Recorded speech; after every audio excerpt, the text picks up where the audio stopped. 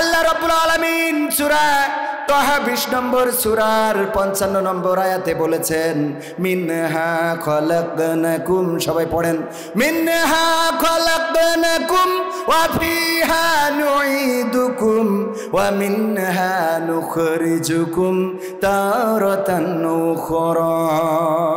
আমরা পড়ি না? কখন পড়ি? যখন কাউকে কবরে নামাতে চাই তখন আমরা এই আয়াতটা পড়ি। আয়াতটার অর্থ কি জানেন নাকি? অনেকেই জানেন না, না জেনেও পড়েন, অনেকেই বোঝেন না, না বুঝেও পড়েন। অসুবিধা নেই, যারা জানেন তারা তো জানেন, যারা জানেন না তাদের জন্য বলি। আয়াতটার অর্থ হলো আমরা ওই মানুষটাকে বলি, ওগো মানুষ, তোমাকে এই মাটি থেকে সৃষ্টি করা হয়েছিল, আবার তোমাকে এই মাটির মধ্যে ঢুকিয়ে দেওয়া হচ্ছে, আবার একদিন তোমাকে এই মাটি থেকে জীবন্ত করে উঠানো হবে। এই কথা বলে তাকে কবরে রেখে দিই। ওগো আমার ভাইয়েরা, উনার এই কথা বলার মধ্যে উনার কোনো ফায়দা আছে নাকি? কথা কয় না। উনার কি কোনো ফায়দা আছে? ধরেন আপনি একজন আগুনে পুড়ে যাচ্ছে, পুড়েছে, আপনি তারে বলতেছেন যে আগুনের ঝাঁপ দিলি বলে পুড়বা, ও তো ঝাঁপ দিয়ে পড়ছে অলরেডি, ওর বলি লাভ কি? যে মাটির মধ্যে চলে গেল সে তো চলেই গেছে, ওর যতই আপনি বলেন, যতই বুঝান, ও তো কবরে চলেই গেল, ওর তো খেলা ফাইনাল। বরং দুনিয়ার পরে যারা আছে এদের সচেতন হওয়ার দরকার, বলেন ঠিক কিনা? আমার কথা কি বুঝতে পারিছেন? ওই বেনাপোল এক্সপ্রেস, ওখানে আগুন ধরাইলো ঢাকাতে, মানুষ পুড়ে মারা গেল। আমাদের একজন ভাই, আমাদেরই দেশের নাগরিক, আমাদের কারো আত্মীয়, কারো বাবা, কারো সন্তান, কারো ভাই, কারো আপনজন যখন আগুনের লেলিহান শিকায় পুড়তে থাকলো, জানলা দিয়ে বের করার জন্য গেল। আপনারা অনেকেই দেখেছেন, কলিজাটা ফেটে যায়। আহারে, কেমন দেশে বসবাস করছি যেখানে মানুষের জানের নিরাপত্তা নাই। রাজনীতিকে উত্তপ্ত করার জন্য, রাজনৈতিক পরিস্থিতিকে গরম করার জন্য ট্রেনের মধ্যে কোনো না কোনো দল আগুন দিয়ে দিল, আর সেই আগুনে বনিয়াদম সন্তান দাও দাও করে লেলিহান শিখায় পুড়তে লাগলো। সন্তান পুড়ে মারা গেছে, স্ত্রী পুড়ে মারা গেছে। যখন তাকে টেনে বের করছে, বের হতে চাইলো না, বলল বের হব না। যেই আগুনে আমার স্ত্রী পুড়ে মারা গেছে, যেই আগুনে আমার সন্তান পুড়ে মারা গেছে, এই আগুন থেকে আমি বেঁচে কাদেরকে নিয়ে বাঁচবো, কাদের নিয়ে দুনিয়ায় থাকবো, এই জন্য সেও পুড়ে মারা গেছে। ওগো আমার ভাইয়েরা, এই ট্রেনে যখন এখন থেকে যদি কেউ চড়ে, তাইলে অনেকেই বলবে যে চড়ো, যা করো, একটু দরজার কাছাকাছি সিট নেওয়ার চেষ্টা করো, বলবে না? বলবে না? কথা কয় না? সাবধান করবে না? করবে না? সাবধান করে দিবে। কারণ যে পুড়ে মারা গেছে তো গেছেই, ও মারা যাওয়ার পরে যেই যদি বলেন যে ট্রেনে জানলার কাছে বসবা, ও কি পারবে? কথা কয় না? ও তো আর পারবে না, কারণ ওর তো খেলা শেষ, চলে গেল জীবনের তরে, রাজনীতির বলির শিকার হলো। ওটা নিয়ে আমার কোনো বক্তব্য নেই। আমার কথাটা বোঝানোর জন্যে, যেই ব্যক্তিটা মারা গেল, ওই ব্যক্তিকে যতই বলেন তোমাকে মাটি থেকে সৃষ্টি করা হয়েছে, আবার মাটির মধ্যে ঢুকানো হলো, আবার একদিন মাটি থেকে জীবন্ত করে উঠানো হবে, এই কথা, এই ওয়াজ ওর শুনে কোনো লাভ নেই। আর সবচেয়ে বড় কথা হলো, এই আয়াতটা ওই মরা মানসির জন্য নাজিল হয় নাই। আয়াতটা নাজিল হয়েছে কাদের জন্য? জেতা মানুষের জন্য। শুধু জেতা মানুষের জন্য নয়, আয়াতটা নাজিল হয়েছে সবচেয়ে ক্ষমতাধর, মিশরের ক্ষমতাধর ছিলেন। আমাদের দেশের ক্ষমতাধর তো শুধুমাত্র চেয়ারটা আঁকড়ে ধরেছে, আর আমেরিকার ক্ষমতাধর সে আমেরিকার চেয়ারটা আঁকড়ে ধরেছি। ওই পুতিন রাশিয়ার চেয়ারটা আঁকড়ে ধরেছে, জেলেনস্কি ইউক্রেনের চেয়ারটা আঁকড়ে ধরেছে, অং সান সুচি আঁকড়ে ধরেছিল মায়ানমারের চেয়ার, আর আব্দুল ফাত্তাহ আল সিসি সে আঁকড়ে ধরেছে মিশরের চেয়ার। এমনি ভাবে এক একটা রাষ্ট্রপ্রধান এক একটা চেয়ার আঁকড়ে ধরে, কিন্তু ফেরাউন শুধুমাত্র মিশরের চেয়ারটা আঁকড়ে ধরে নাই, বরং সে আল্লাহর চেয়ারটাও টান দিয়ে নামানোর চেষ্টা করেছে। বলেন ঠিক কি না? ঠিক না বে ঠিক?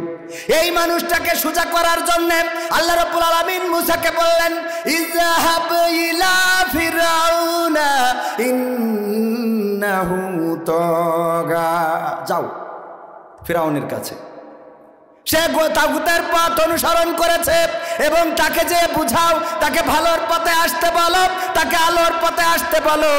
যদি সে তোমার কথা না শুনতে চায় তাহলে তুমি তারে বুঝাবা। সূরা তহা কোরআনের 20 নম্বর সূরার এই আয়াতগুলো যদি পড়েন দেখবেন কত সুন্দর করে আল্লাহ রাব্বুল আলামিন মুসা আলাইহিস সালামকে শিখাইয়ে দিয়েছে কিভাবে মুসার ফিরাউনের সাথে কথা বলতে হবে। ফিরাউনকে যে বলবা, ওগো ফিরাউন, সুন্দর নরম করে বলবা, ওগো ফিরাউন, তোমাকে এই মাটি থেকে সৃষ্টি করা হয়েছে, আবার তোমাকে এই মাটির মধ্যে ঢুকিয়ে দেওয়া হচ্ছে, আবার একদিন তোমাকে এই মাটি থেকে জীবন্ত করে উঠানো হবে। সুতরাং তুমি আল্লাহর চেয়ারটা নিয়ে আর টানাটানি করো না, তুমি ফিরে আসো, আল্লাহর পথে ফিরে আসো, আমাকে নবী হিসেবে মেনে নাও, আল্লাহর বান্দা হিসেবে নিজের মাথাটা নত করে দাও। এই আয়াতটা নাজিল হয়েছে ফেরাউনকে বলার জন্যে, আর আমরা এইটা বলি মরা মানসির কাছে যে, ঠিক না বে ঠিক? অথচ এটা বলতে হবে মেম্বারের কাছে। মেম্বার সাহেব, আপনি তিরানের চাইল যে আপনার গুদাম ঘরে ঢুকালেন, আপনার কি মনে হয় না মিনহা খলাকনাকুম ওয়া ফিহা নুঈদুকুম ওয়া মিনহা নুখরিজুকুম তারাতান উখরা? এই মাটি থেকে এসেছেন, আবার মাটিতে যাবেন, আবার জীবন্ত করে উঠাবে। মেম্বারের যে এই ওয়াজ শুনাইনো লাগবে, চেয়ারম্যানের যে এই ওয়াজ শুনাইনো লাগবে, এমপির যে এই ওয়াজ শুনাইনো লাগবে, প্রধানমন্ত্রীরও এই ওয়াজ শুনাইনোর দরকার আছে না? না। কিন্তু আমরা তা না শোনায়া আমার গ্রামের যে সুদখোর, সবচেয়ে বড় যে সুদখোর, তার কাছে যে এই ওয়াজটা শোনানো লাগবে। কেন সুদ খাও? এই কথাটা বলতে চাইলাম। কুমিল্লা তিতাসে মাহফিল, কুমিল্লা এই যে কি থানা যেন, সেখানে মাহফিল করলাম। মাহফিল করার সময় যখন বললাম গ্রামের সবচেয়ে বড় যে সুদখোর, তার কাছে যে এই ওয়াজ শুনাইনো লাগবে, তাইলে বোঝা যাবে যে আপনি সঠিক দাওয়াতি কাজ করতেছেন। সভাপতি উঠে চলে গেছে রে। পরে আমি সভাপতিরে খুঁজি, কয় উনি অসুস্থ চলে গেছে। পরের দিন ফোন করি, কয় না, ওই আপনি যে কইছেন যে গ্রামের সবচেয়ে বড় সুদ করছে, তার এই ওয়াজ শুনতে হবে, তাই সে উঠে চলে গেছে। মনে করছে ওর কইছেন। জ্বালা আছে না নাই? হুজুর ওয়াজ করবেন, আজ একটু ইব্রাহিমের ঘটনাটা বলবেন। আমাদের নবী ইব্রাহিম আহারে কত কষ্ট করেছে ইসলামের জন্য গো। ও রে, একটু শোনাবেন গো হুজুর, একটু শোনাবেন রে। এবার হুজুর যখন ওয়াজ করেছে, ইব্রাহিম আলাইহিস সালামের আলোচনা করতে গেলি নমরুদের কথা আসবে না? আসবে না? কথা কয় না, একটু জোরে বলেন। আসবে না? আসবে না? যখন নমরুদের কথা এসেছে, নামাজ শেষে সভাপতি ডাক দিয়ে বলছে, হুজুর এইদিকে আসেন, এইদিকে আসেন। কি হয়েছে? আপনারা কইলাম ইব্রাহিম আলাইহিস সালামের জীবন নিয়ে আলোচনা করতে, আর আপনি নমরুদের কথা কেন টেনে আনলেন? বলছে ইব্রাহিম আলাইহিস সালামের জীবন নিয়ে কথা বলতে গেলে তো নমরুদের কথা এসে যাবে। আসবে না? আসবে না? আল্লাহ তো কোরআনে নমরুদ কত কষ্ট দিয়েছে, আল্লাহর রাসূল আল্লাহর নবী ইব্রাহিম আলাইহিস সালামকে আগুনে ফেলেছে। আল্লাহ বললেন, ইয়া নারু কুনি বারদাও ওয়া সালামান আলা ইব্রাহিম। আমার আল্লাহ বললেন, ওগো আগুন, তুমি আমার ইব্রাহিমের জন্য আরামদায়ক ঠান্ডা হয়ে যাও, শান্তিদায়ক হয়ে যাও। আগুন শান্তিদায়ক হয়েছে না হয় নাই? আলোচনা করতে গেলে নমরুদের কথা আসবে না? আসবে না? বলছে মুসা ইব্রাহিম আলাইহিস সালামের কথা বলতে গেলে তো নমরুদের কথা এসেই যায়। তখন বলতেছে, নমরুদের কথা বলেছেন তাতে অসুবিধা নেই, কিন্তু দেখছিলাম নমরুদের কথা বলার সময় আপনি আমার দিকে তাকাচ্ছিলেন। জ্বালা আছে না নাই? সময়টা তো বড্ড খারাপ, আপনি তো ভাই সব জানেন। বুঝে শুনে কথা বলে ওয়াজের রীতি টানেন, উস্কানি ফুসকানি মূলক বলবেন না কোনো কথা। এই মঞ্চে রাজনীতি ভাই করবেন না অযথা। আমরাও ভাই কোরআন জানি, মানি মোটামুটি, ঝামেলাতে থাকি মাঝে মাঝে নিয়ে ভোটা ভুটি। মক্তবেতে শিখেছিলাম আলিফ বা তা সা, কোরআন হাদিস মোটেও জানি না এমন কিন্তু না। তাই রাজনীতি চলবে না ও হুজুর, রাজনীতি চলবে না, তাই রাজনীতি চলবে না ও হুজুর, রাজনীতি চলবে। এবার বলছে হুজুর শোনেন, আপনারা আসলেই খালি রাজনীতির কথা বলেন, অথচ আমি কত মাহফিলে গেলাম, অনেক মাহফিলে বসেছিলাম, মেম্বার মানুষ, যাওয়াই লাগে লাগে রে লাগে রে। কত মাহফিলে গেলাম, কত হুজুর ওয়াজ করলো। আমি বললাম কি ওয়াজ করিল? বলছে ওই ঢাকাতে হুজুর আনিলাম, সেই হুজুরি ওয়াজ করিল কত মধুর সুর, কবরেতে গেলে পাবো ৭০,০০০ হুর। আরে বাহ, হুরির লোভ আছে না নাই? দুনিয়ায় হুরির পিছনে ঘুরে বেড়া আই রে আমার যুবকেরা। কয়দিন পরে 14 ফেব্রুয়ারি লাইলাতুল ভালোবাসা দিবস, কি আছে না নাই? লাইলাতুল ভ্যালেন্টাইন্স ডে, ওই দিন গদ খালিতে জাগা হয় না রে। আমি বললাম ফুলির দাম কেমন? বলছে হুজুর আমি কি হুজুর মার্কা দাম কব না অন্য দাম কব? কলাম এর মধ্যে আবার দামের সমস্যা কি?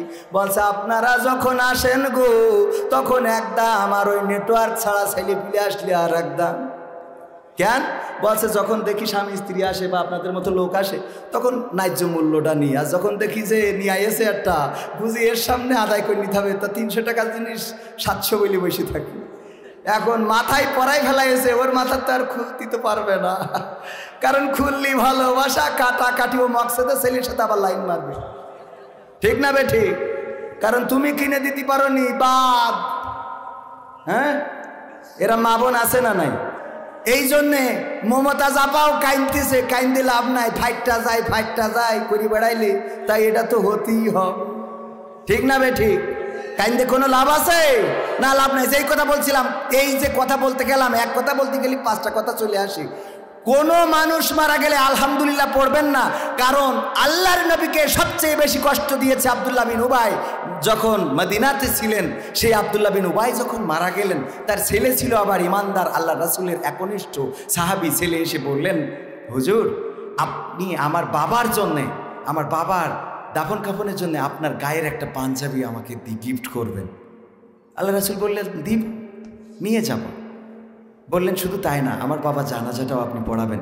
রাসূল বলে নাই যে তোমার বাবা তো টিরাক করে বেড়াইছে, হ্যাঁ আমার যে নূহ নবীর কিস্তি এটা বাদ দিয়ে তুই টিরাকে চলল, এটা কি মানা যায়?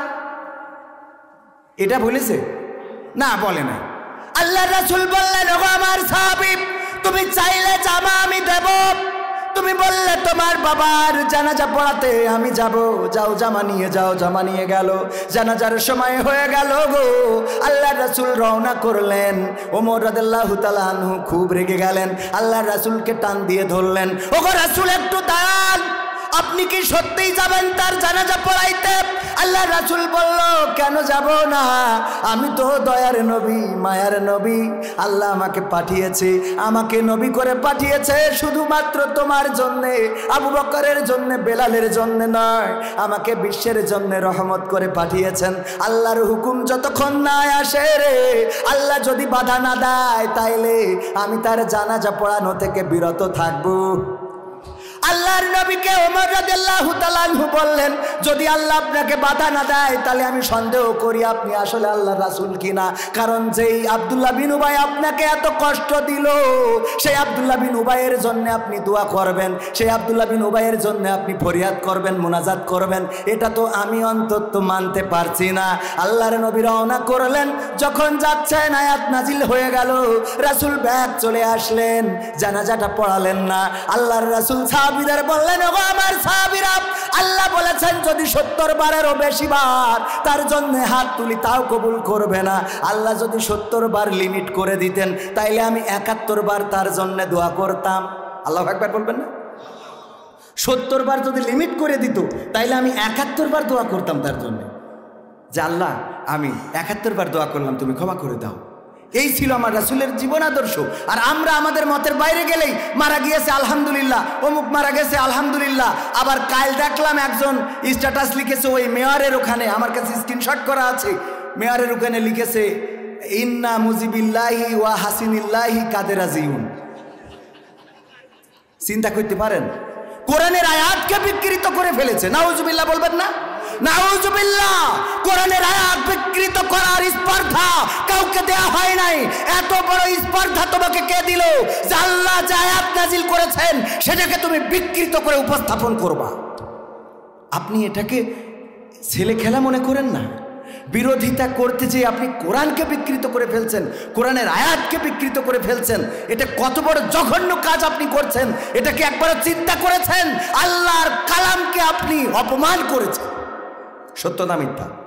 আল্লাহর কালামকে আপনার স্বার্থে ব্যবহার করার কোনো সুযোগ আছে? কোনো সুযোগ নাই। কোরআনের সাথে যারা করবে দ্বন্দ্ব তাদের সাথে কবু হবে না আপোষ। কথা কয় না? কোরআনের সাথে যারা করবে দ্বন্দ্ব তাদের সাথে কবু হবে না আপোষ।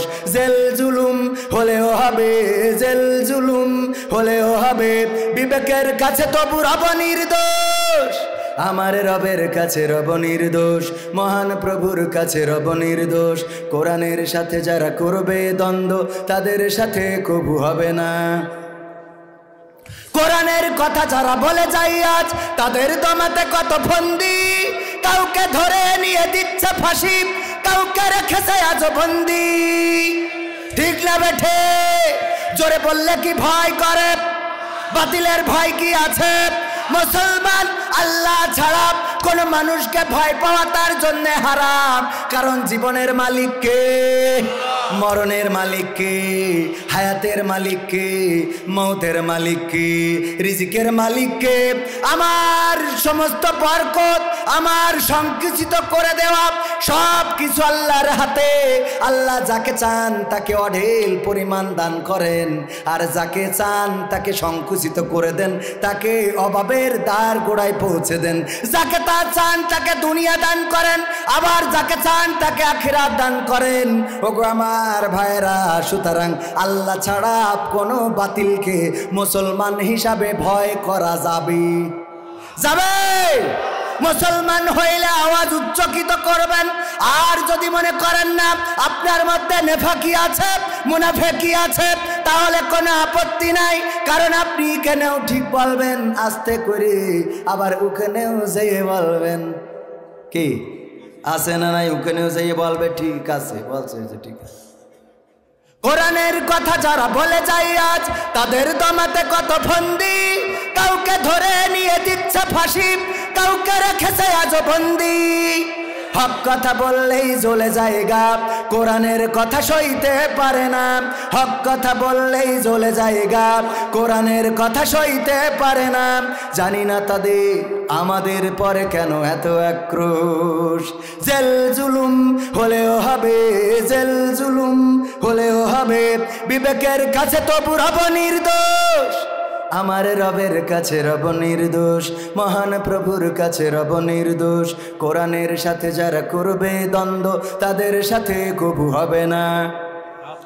কোরআনের কথা আজ বলতে গেলে আসছে বাধা কত ভাবে। কোরআন প্রেমিকেরা হাতে রেখে হাত সামনে এগিয়ে যাবে।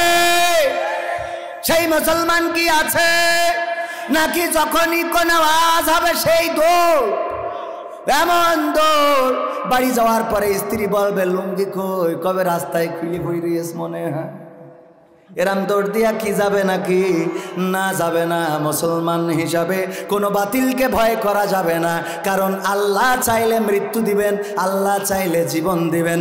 আল্লাহ রাব্বুল আলামিন বলেছেন, বলো ইন্না সলাতি ওয়া নুসুকি ওয়া মাহইয়ায়া ওয়া মামাতি লিল্লাহি রাব্বিল আলামিন।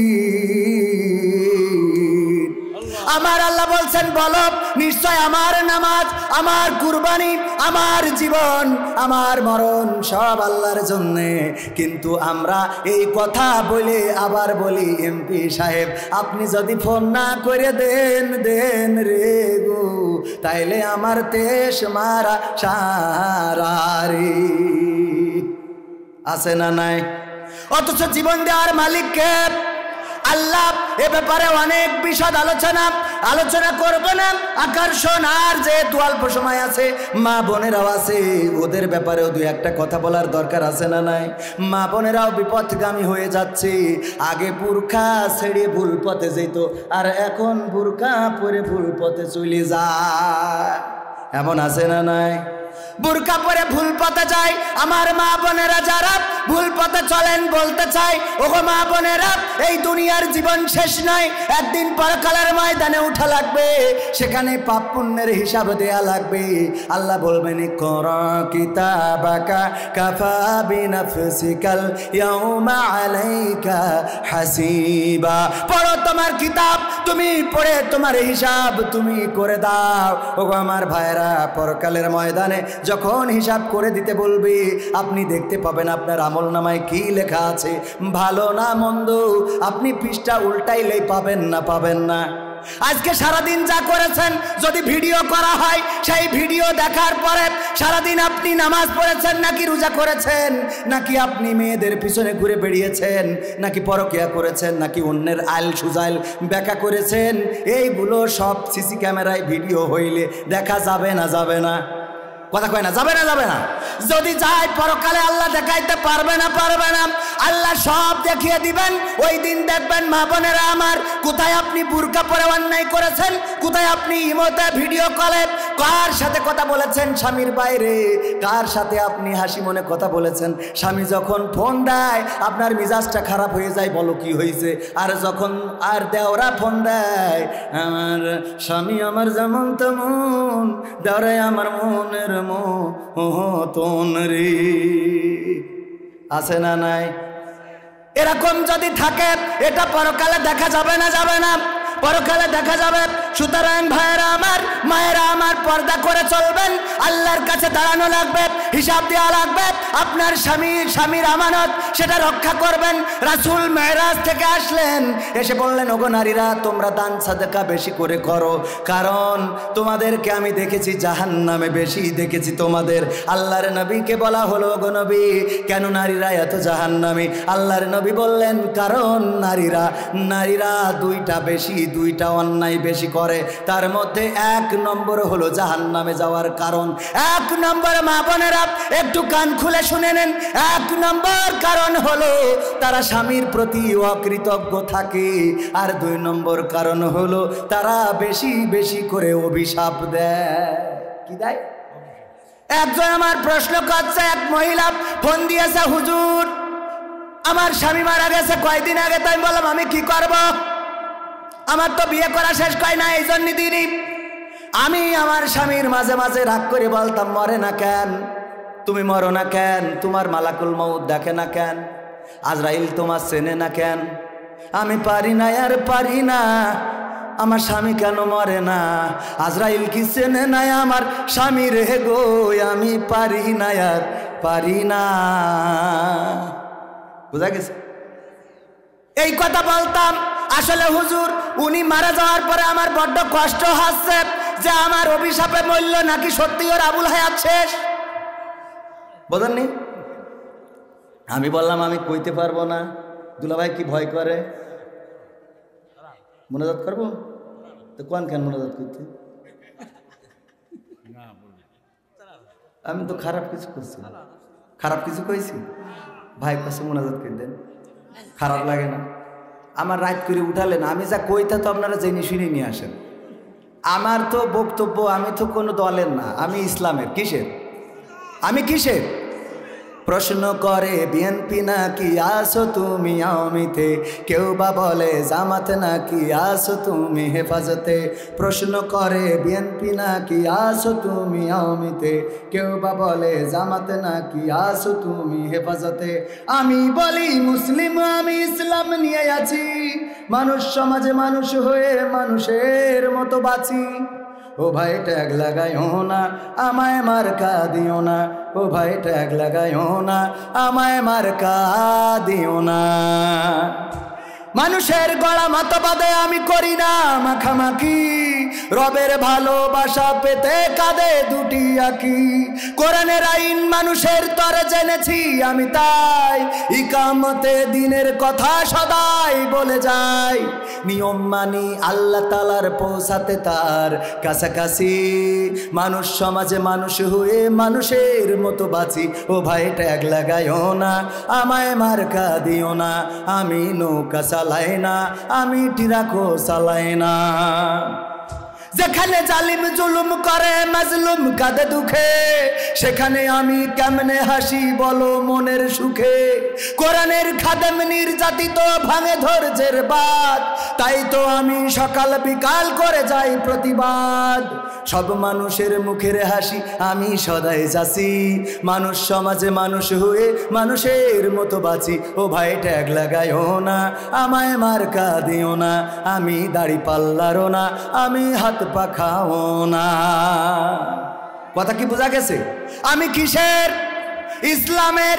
ইসলাম যেমনে আমরাও সামনে। আমার আওয়ামী লীগের ভাইয়েরা যদি বলে ও কবির ভাই আমরা বাংলাদেশে কোরআনের আইন চাই, তাইলে আমি আওয়ামী লীগের লোক। যদি বলে ওই জাসদের ভাইয়েরা বলে আমরা আর বামপন্থী দল করব না, ডাইনপন্থী হয়ে গেলাম, বাংলার জমিনে কোরআনের রাজ কায়েম করার আন্দোলন করব, তাইলে আমার জাসদ করতে কোনো আপত্তি আছে নাকি? না নাই। মেম্বার যদি বলে আমি মেম্বার হওয়ার পরে আমার ইউনিয়নে চুরি হতে দেব না, মাদক সেবন করতে দেব না, অন্যায় হতে দেব না, আমি মেম্বারের পক্ষে যাব। আর মেম্বার যদি বলে আমি পাশ করার পরে চোরেরা তোরা যা মনে চাই চুরি করবি, কোনো আপত্তি নাই, দুর্নীতিবাজেরা তোকে স্বাধীন করে দেবো, ইয়াবাখোররা তোরা বটতলায় তোকে ঘর বানাই দেবো, ওর মধ্যে ঢুকে ঢুকে বিড়ির তামাক ফেলে দিয়ে মাল পুড়িয়ে খাবি, কোনো অসুবিধে নেই। তাইলে ওই চেয়ারম্যানের সাথে আমি, ওই মেম্বারের সাথে আমি থাকতে পারবো না, পারবো নারী। কথা ঠিক আছে তো? আল্লাহুম্মা আমিন। রব্বানা যালামনা আনফুসানা ওয়া ইল্লাম তাগফির লানা ওয়া তারহামনা লানাকুনান্না মিনাল খাসিরিন। রব্বানা আতিনা ফিদ দুনিয়া হাসানাতাও ওয়া ফিল আখিরাতি হাসানা ওয়া কিনা আযাবান নার। ও আল্লাহ, গভীর রাত তোমার বান্দাদের নিয়ে বসেছি, পর্দার অন্তরালে মা বোনেরাও রয়েছে গো আল্লাহ। এতক্ষণ পর্যন্ত যারা তোমার কোরআনের বাগানে ছিল, আল্লাহ তুমি দয়া করে সকলকে তোমার শাহী দরবারে কবুল করে নাও। আল্লাহ সকলের জীবনের গুনাহগুলো ক্ষমা করে দাও। ওগো আল্লাহ, জেনে না জেনে, বুঝে না বুঝে শয়তানের ওয়াসওয়াসায় পড়ে যত গুনাহ করেছি, জীবনে এমন অনেক গুনাহ আছে গো, যদি মা জানতো মা ভাত রান্না করে খাওয়াতো না, যদি বাবা জানতো বাবা বাড়িতে ঢুকতে দিত না, যদি আমার বন্ধু বান্ধবের জানতো বন্ধুত্ব থাকতো না, যদি স্ত্রী জানতো সংসার করতো না, এমন অনেক গুনাহ আছে গো, পৃথিবীর কোনো মানুষ জানে না, কিন্তু তোমার চোখ তো ফাঁকি দিতে পারি নাই। ওগো আল্লাহ, এমন যত গুনাহ আছে রে, তুমি সকল গুনাহগুলো ক্ষমা করে দাও। ওগো আল্লাহ, তোমার কাছে হাত তুললেই মনে পড়ে যায় জনম দুঃখিনী মায়ের কথা রে, যাদের মা চিরজন্মের মতো বিদায় নিয়ে অন্ধকার কবরে চলে গেছে, আর তো কোনোদিন ফিরে আসবে না গো আল্লাহ। ওগো আল্লাহ, শীতের রাত মা যখন ঘুমাতাম মায়ের সাথে, যদি ল্যাপটা একটু আমার গা থেকে পড়ে যেত, আমাদের গা থেকে সরে যেত, কিংবা আমরা একটু ল্যাপের বাইরে সরে যেতাম, মা তাড়াতাড়ি করে ঢেকে দিত যে আমার ছেলেটা শীতে কাঁপুনি ধরে যাবে। ওগো আল্লাহ, সেই মা এই শীতের রাতে গহীন কবরে মাটির মধ্যে ঘুমিয়ে আছে, তাহারে কম্বল লাগে না, তার শীতের জন্য কোনো বস্ত্র দেওয়া লাগে না গো আল্লাহ।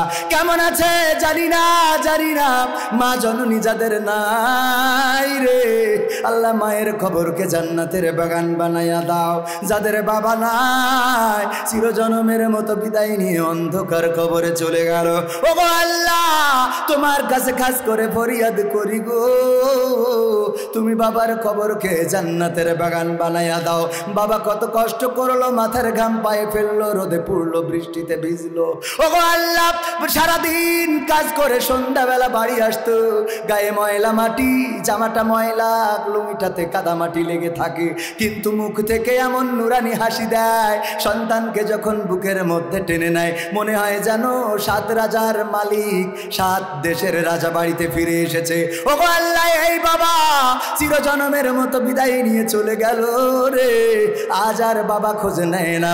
কত সন্তানের ফোনে বাবার কল আসে, কিন্তু যারা বাবা হারিয়েছি তাদের আর বাবার কলটাই আসে না। বাবা আর ফোন করে বলে না, খোকা কেমন আছো, কোথায় আছো, কখন বাড়ি ফিরবা গো। ওগো আল্লাহ, বাবা যাদের নাই বাবার কবরকে জান্নাতের বাগান বানাইয়া দাও। ওগো আল্লাহ, এই মাহফিলের আয়োজন করেছে আমার মাহবুবুর রহমান দুলা ভাই, উনি আয়োজন করেছে। ওনার মা নাই, বাবা নাই, চিরজনমের মতো বিদায় নিয়ে চলে গেছে অন্ধকার কবরে। নেক সন্তান রেখে গেছে। প্রতিটা বছর দোয়ার মাহফিল উপলক্ষে কোরআনের কথা মানুষের শোনানোর ব্যবস্থা করে। আল্লাহ, তুমি দয়া করে এই মাহফিলের ওসিলায় পিতামাতার কবরকে রিয়াজুল জান্নাতে পরিণত করে দাও। ওগো আল্লাহ, তোমার কাছে খাস করে ফরিয়াদ করি, মাহফিলের পরিচালক, মাহফিলের সভাপতি, আমার আগে যারা আলোচনা করেছে, আমার পাশে বসে আছে আমার মেম্বার, জগৎ মেম্বার, অনেক ভালো মনের মানুষ। একই সাথে মালয়েশিয়াতে ছিলাম, একই সাথে কত ঘুরেছি বেরিয়েছি। আজকে সে একটা ওয়ার্ডের মেম্বার। আল্লাহ, তুমি মেম্বারকে কবুল করে নাও, নেক হায়াত দিয়ে দাও। আল্লাহ, দুর্নীতিগ্রস্ত যেন না হয়ে যায়, মানুষের অধিকার যেন মানুষকে বুঝে দিতে পারে।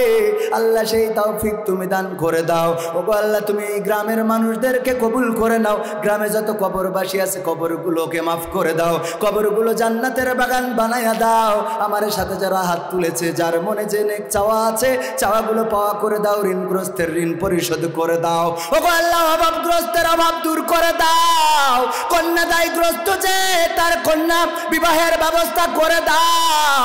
ওগো আল্লাহ, তুমি আমাদের ভ্রাতৃত্ব দান করে দাও। ওগো আল্লাহ, আওয়ামী লীগ, বিএনপি, জাসদ বাসদ, দামি দামি যাই আছে না কেন, আল্লাহ তুমি সকলকে এক মুসলমান, এক আত্মা হয়ে বেঁচে থাকার তৌফিক দান করে দাও। ওগো আল্লাহ, আমাদের দেশে কোনো ফিতনা দিও না, ফাসাদ দিও না। সুখী সমৃদ্ধশালী সোনার বাংলাদেশ তৈরি করে দাও। এই মাহফিলের সহযোগিতায় যারা ছিল, আল্লাহ তুমি সকলকে কবুল করে নাও। বাংলাদেশের প্রশাসন যারা এই মাহফিল করার সুযোগ করে দিয়েছে, আল্লাহ তুমি প্রশাসনকে কবুল করে নাও। এই ওয়ার্ডের মেম্বার, চেয়ারম্যান, আল্লাহ এই ওয়ার্ডে যারা নেতাগুতায় আছে সকলকে কবুল করে নাও। আওয়ামী লীগ, বিএনপি, ছাত্রলীগ, জাসদ বাসদ, যে যা আছে না কেন, আল্লাহ তুমি সকলকে দিনের জন্য কবুল করে নাও।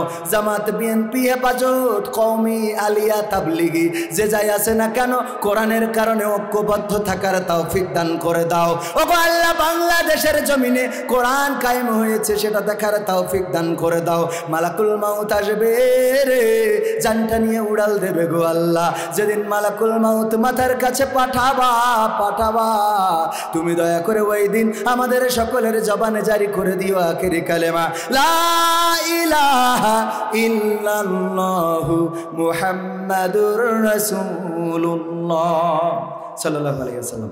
আমার লেখা বই আছে 100টা সঙ্গীত, 101টা সঙ্গীত আছে এখানে ক্যামেরাম্যানের কাছে, চাইলে সংগ্রহ করতে পারেন। ধন্যবাদ সবাইকে। আসসালামু আলাইকুম।